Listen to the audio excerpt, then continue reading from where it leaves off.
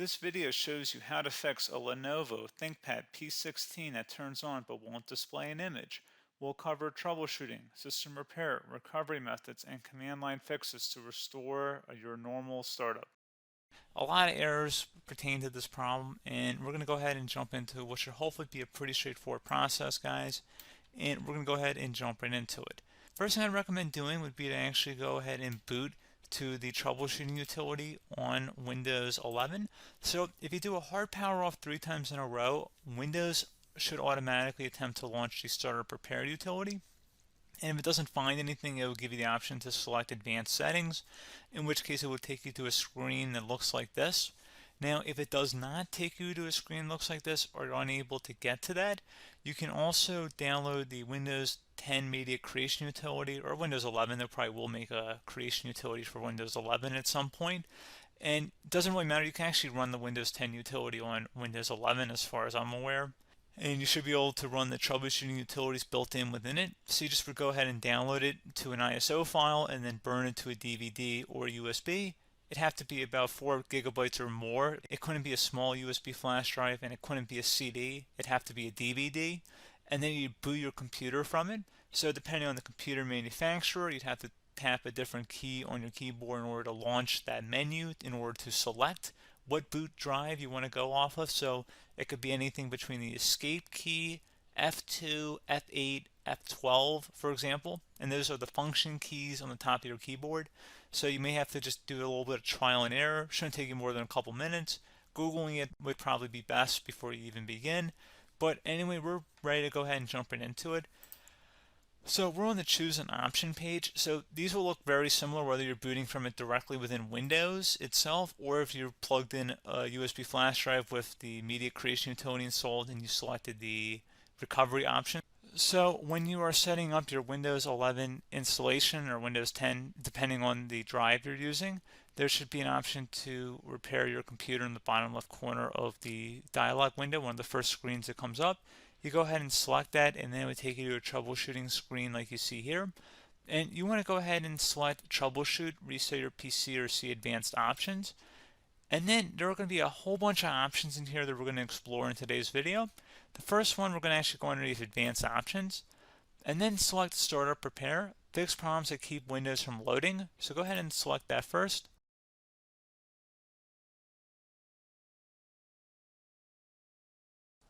Okay, so you can see it could not repair our PC. That was our first option we could try.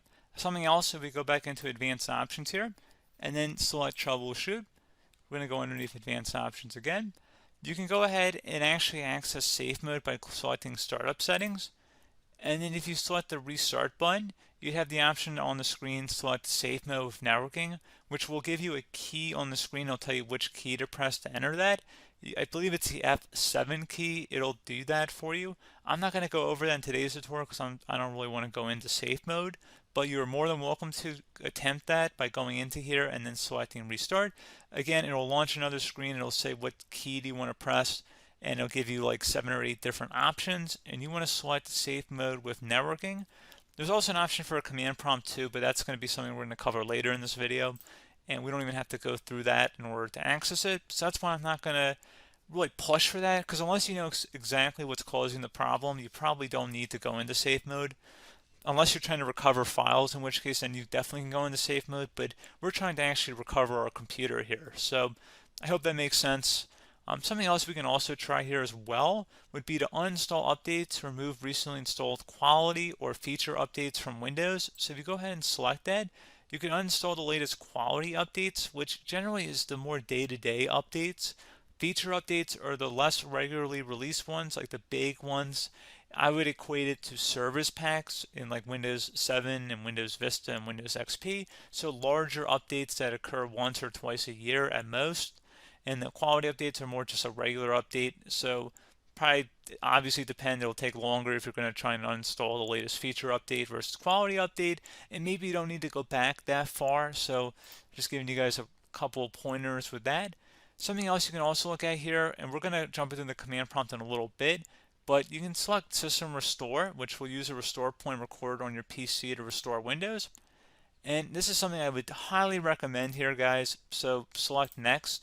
Assuming you have a restore point saved on your computer, you go ahead and select the most recently created one, and you'll select next, and then you'll select the drive. You shouldn't actually have to select the drive. You can scan for affected programs, but we're going to keep it all default here, and then we're going to select finish. So once started, system restore cannot be interrupted. Do you want to continue? I think we're going to select yes. I don't think we have anything better to do on our computer right now, so just give it a moment here to initialize. It will take a couple minutes to run, obviously depending on how large your hard drive is and how much is saved on the system restore point. So just give it a couple minutes here.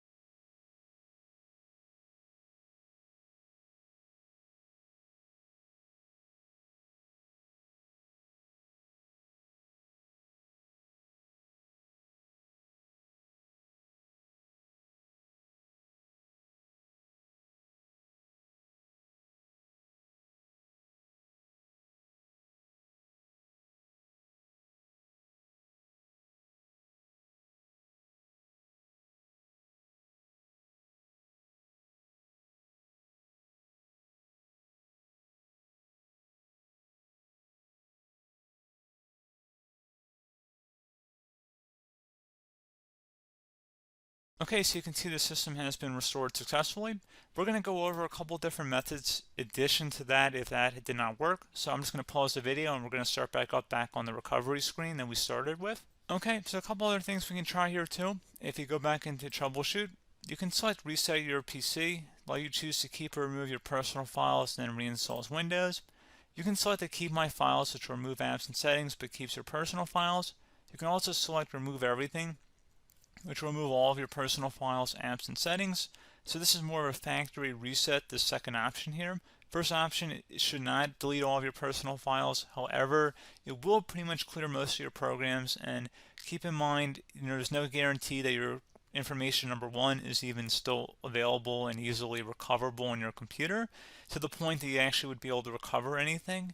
And the second point is that there's always a chance that it won't actually recover and it will just do a factory reset anyway. So there's no guarantee that actually would keep your files anyway. So I would recommend trying to get a recovery tool and backing that up first before selecting it anyway. But again, those are a couple different options. And then something else you can try here if you go back to the choose an option. Another option, if you go underneath choose an option and select troubleshoot, advanced options, and now select where it says command prompt. Okay, so the first thing we should do is type our main hard drive here. In most cases, it should be the C drive. So you just do a C colon and then hit enter on your keyboard. So once you're underneath the C drive, we're going to type in dir and then hit enter on your keyboard. It should have program files, users, and Windows all in there. That's how you know you're in the right directory.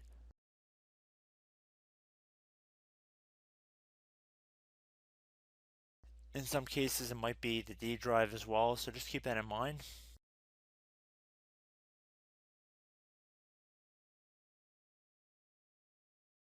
Next thing we're going to do is type in cd space / Windows / system 32 / config, and then you're going to hit enter on your keyboard.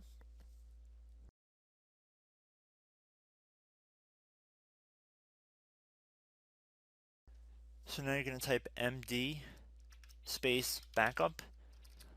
If you've seen other tutorials, it might also say to put down md backup. That's because the backup name is pretty common when you want to back something up. So you can name this whatever you want, doesn't have to be backup. So if you've already made a backup folder in the past, you could do backup 1, for example. So once you're done setting the name you want the backup to be called, hit enter on your keyboard again.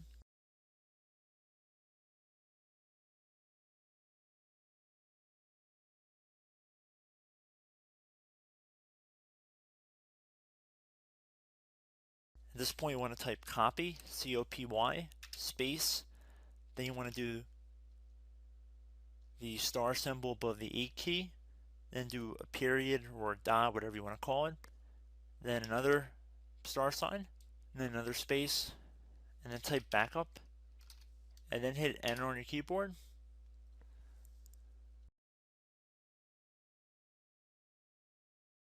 Now you want to type cd reg back, REGBACK, and then hit enter on your keyboard. So now that we are under the reg back, so now you want to type dir again, and then hit enter.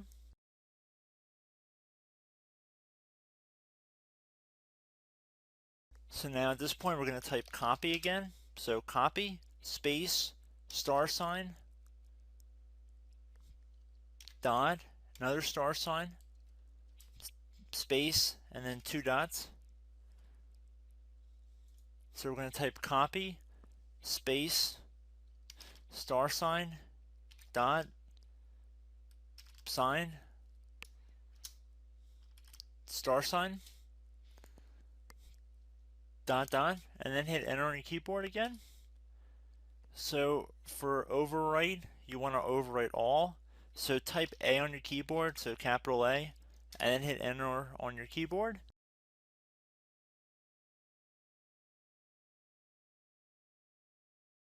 So at this point, you should be good to go. You can close out of the command prompt window, and if you accidentally continue to Windows 10, you should be all set.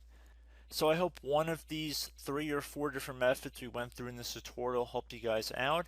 Again, I'm not sure if you guys heard me earlier, but try to go back into your safe mode if possible and uninstall any programs you know might be conflicting with the Windows startup if you can get into safe mode. So just keep that in mind. Something very simple like that could be blocking up everything. So again, I hope this tutorial helped you guys out, and I will catch you in the next tutorial. Goodbye.